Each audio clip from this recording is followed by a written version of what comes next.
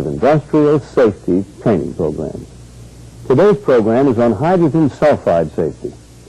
You know, hydrogen sulfide is one of the most toxic gases known to man. A single breath at high concentrations can kill a person, and even short exposures at low or moderate concentrations can be lethal. Because it's so toxic, anyone who works with or around hydrogen sulfide needs to be familiar with the characteristics of this gas. And that's where this program comes in. We'll be explaining what hydrogen sulfide is and why it's so toxic. We'll also be showing you some specific operations and processes where you're likely to find this gas. We'll look at how you can detect the presence of hydrogen sulfide and what kind of respiratory protection equipment you should wear if you're exposed. Finally, we'll cover the emergency procedures to follow in case of a hydrogen sulfide release or injury. Well, the video is starting now, so let's watch the program. I'll be back later to summarize the main points. Those who fail to learn the lessons of history are doomed to repeat the same mistakes.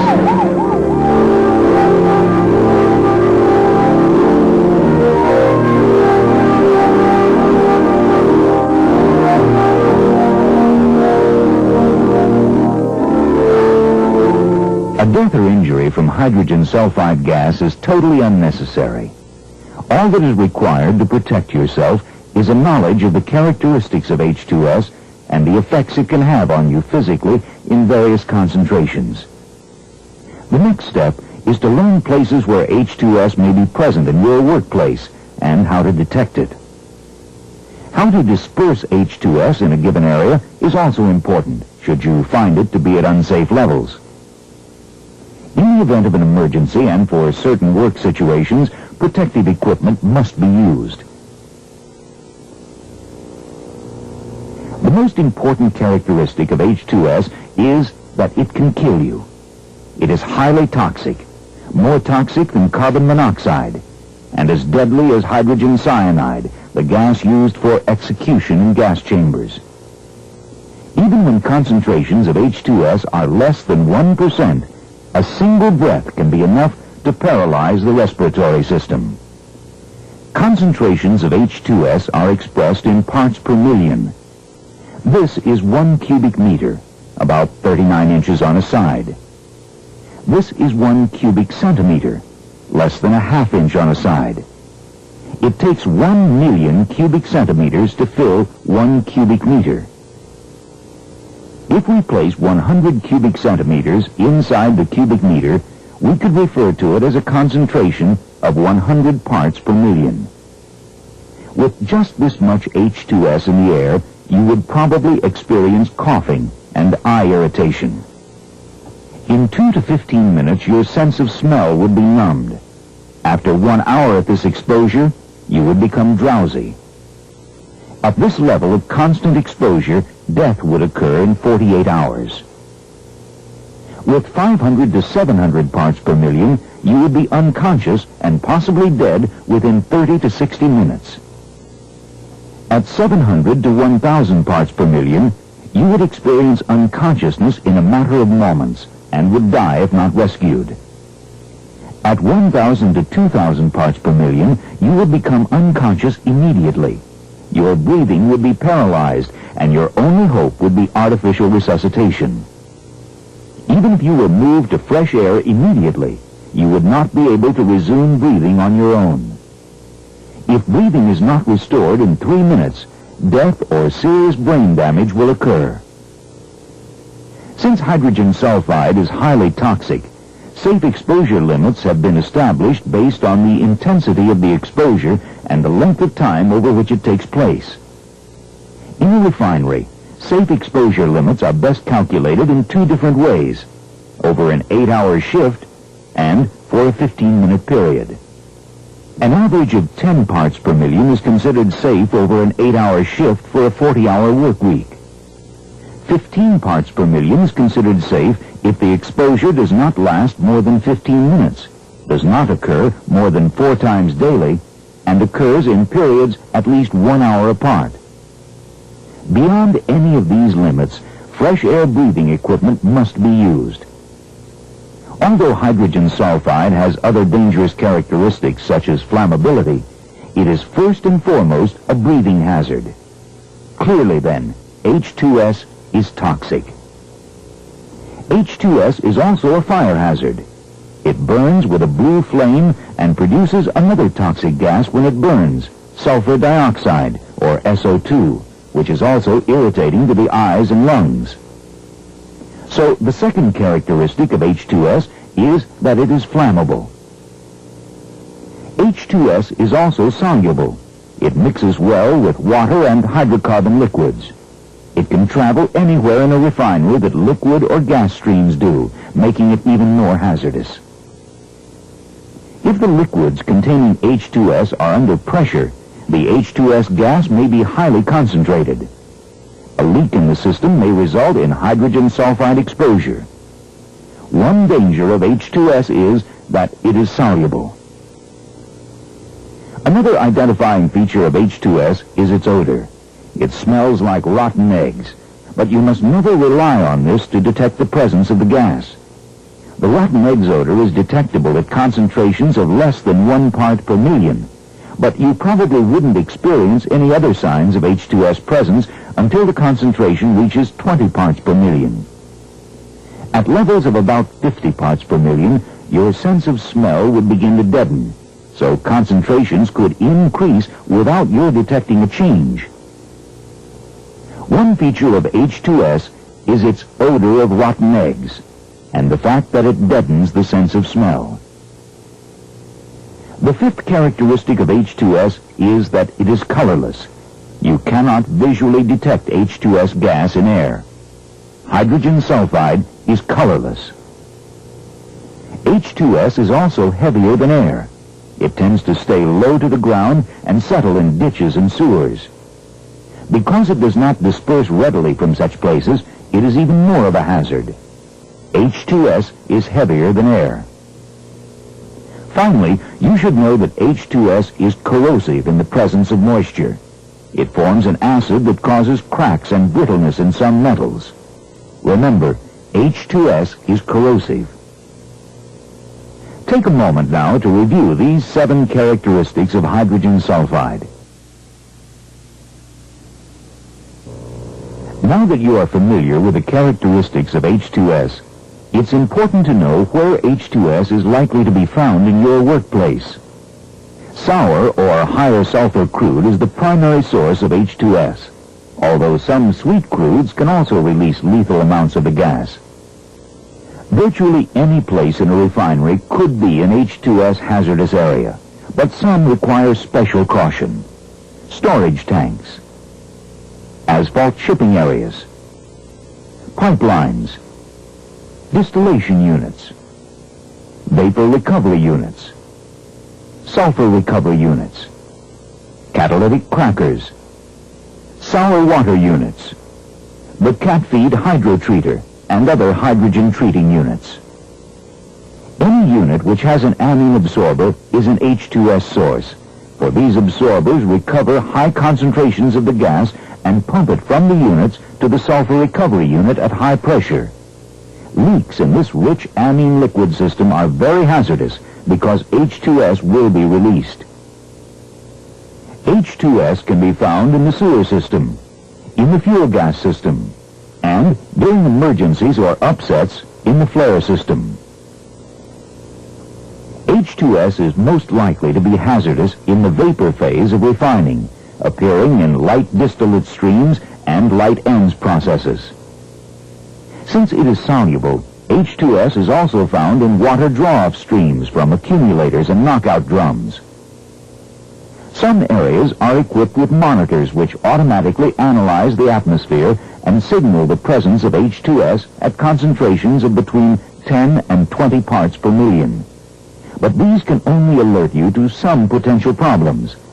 In most cases, your judgment and awareness will be the best means to avoid danger.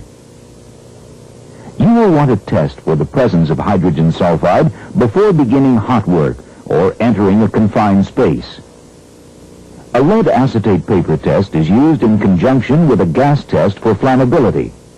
Colorimetric tube detectors, such as the Draeger, are indicators of H2S concentrations. In operating the Draeger detector, a hand pump draws air through a tube containing metallic salts, changing the color. The color of the stain will vary among tube types, but generally, the longer and darker the stain, the higher the H2S concentration. An MSA vapor guard is another monitor device to measure H2S exposure.